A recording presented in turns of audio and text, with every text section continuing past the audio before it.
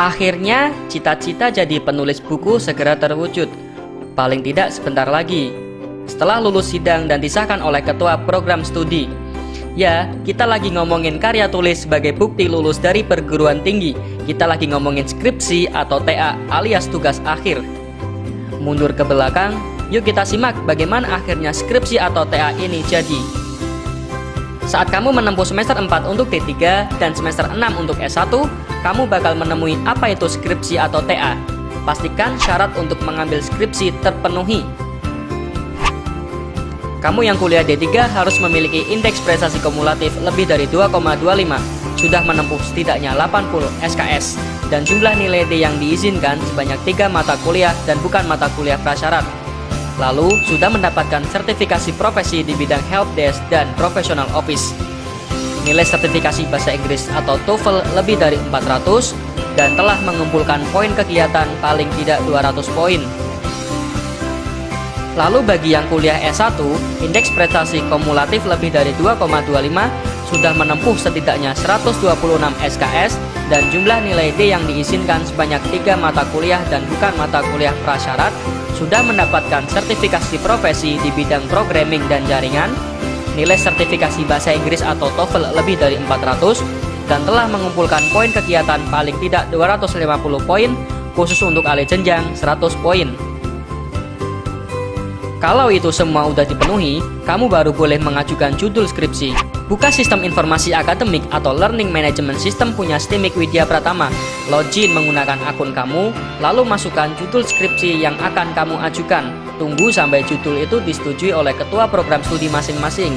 Kalau judul kamu ditolak, ajukan lagi judul baru. Barangkali judul skripsi kamu sudah ada sebelumnya.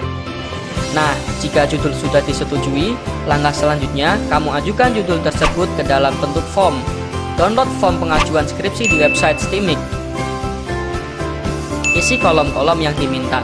Biar rapi, boleh diketik.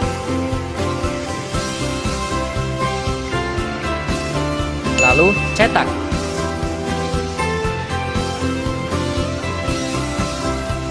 Bawa form pengajuan judul kamu ke dosen pembimbing akademik sambil membawa bukti-bukti syarat tadi, seperti sertifikat-sertifikat dan buku poin.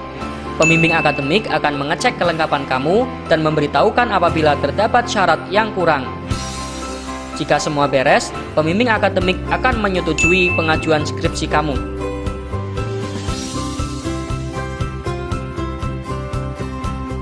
Dari dosen pembimbing akademik, form pengajuan yang sudah beres kamu serahkan ke ketua program studi. Sekali lagi, ketua program studi akan mengecek form kamu berdasarkan topik atau judul.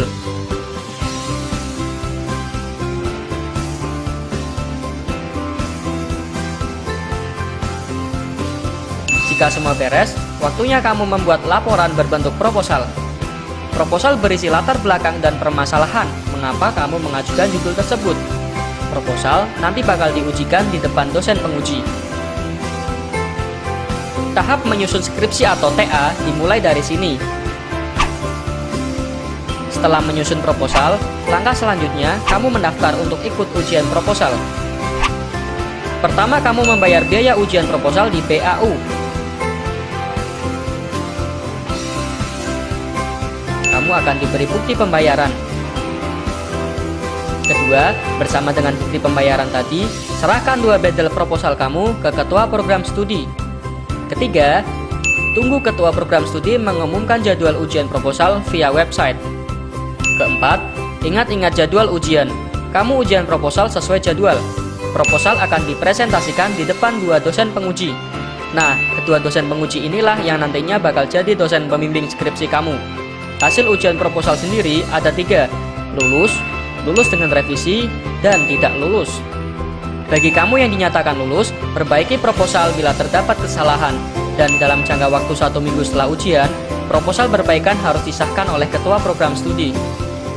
Terakhir, proposal yang sudah beres kamu serahkan ke perpustakaan. Kamu bakal dikasih bukti serah terima proposal.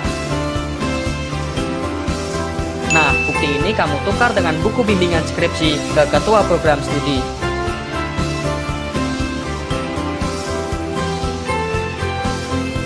Dari proposal, kamu lanjut ke skripsi atau TA beneran.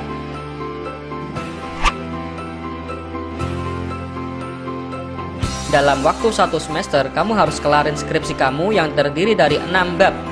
Bab 1 berisi pendahuluan, bab 2 berisi tinjauan pustaka, bab 3 berisi data dan fakta, bab 4 berisi perancangan sistem, bab 5 berisi hasil dan implementasi sistem, bab 6 berisi kesimpulan dan saran.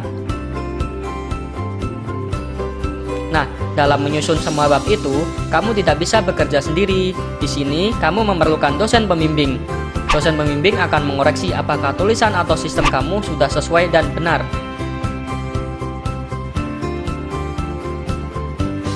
Jika semua itu tidak bisa kamu selesaikan dalam 1 semester, mau nggak mau kamu harus lanjut 1 semester lagi. Dan jika dalam 2 semester kamu belum juga selesai, kamu harus ganti judul dan mengulang mengajukan judul lagi dari awal.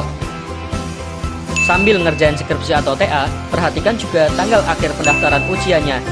Bagi mahasiswa yang melewati tanggal pendaftaran dan terlambat mengumpulkan berkas skripsi atau TA, terpaksa harus mengikuti ujian di semester depan.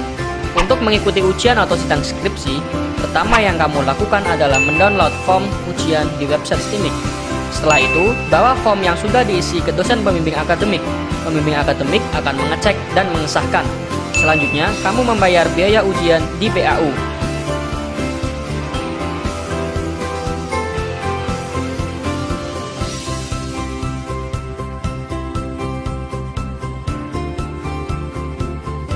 Lalu, form ujian dan bukti pembayaran bersama 3 bundle skripsi atau TA kamu serahkan ke ketua program studi.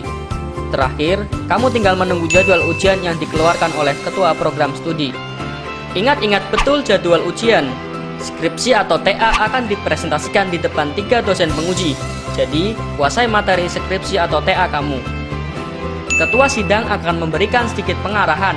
Kamu nyatakan kesiapan kamu dan tanda tangani daftar hadir ujian. Presentasikan tulisan kamu dan sistem yang kamu buat. Setelah itu, tugas dosen penguji akan menguji sejauh mana sih kamu menguasai materi skripsi atau TA yang kamu buat. Hasil dari ujian ini ada 3, lulus, lulus dengan revisi, dan tidak lulus. Jika perlu perbaikan, segera perbaiki skripsi atau TA kamu dalam jangka waktu yang diberikan. Lewat dikit saja dari deadline, grade nilai kamu akan diturunkan. Sebentar lagi kamu dinyatakan tamat sebagai mahasiswa. Setelah kita benar-benar selesai melakukan ujian, kita tinggal tunggu yudisium. Yudisium adalah penentuan dan pengumuman kelulusan suatu ujian sarjana di perguruan tinggi. Nah, terakhir, wisuda. Selamat menempuh hidup baru. Enjoy the moment.